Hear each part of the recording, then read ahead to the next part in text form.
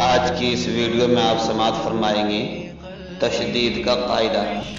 حرف مشدد کی تختی پڑھانے سے پہلے تشدید کا قاعدہ پڑھائیں، اس کو بغور سماعت فرمائیں۔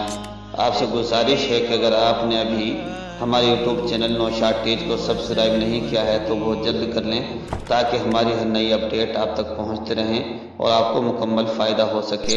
تو آئیے حضرت کی زبانی سماعت کر لیتے ہیں۔ بسم اللہ الرحمن الرحیم۔ تشدید کی تختی مشدد کی تختی شروع کرتے ہیں۔ تختی نمبر 13 مشق تشدید۔ حرف مشدد کا قاعدہ۔ قاعدہ نمبر 16، تشدید کے 3 دم دانے یا 3 شوشے ہوتے ہیں۔ تشدید والے حرف کو حرف مشدد کہتے ہیں۔ حرف مشدد کا یہ قاعدہ ہے کہ حرف مشدد 2 مرتبہ پڑھا جاتا ہے۔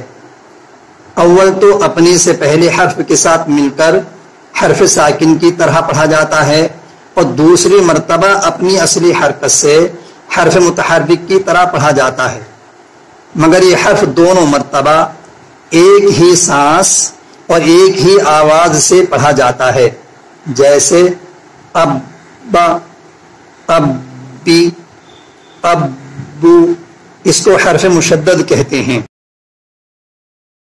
هذا القرآن يوحدنا لطريق الخير يوجهنا، الله تعالى أنزله ورسول الله معلمنا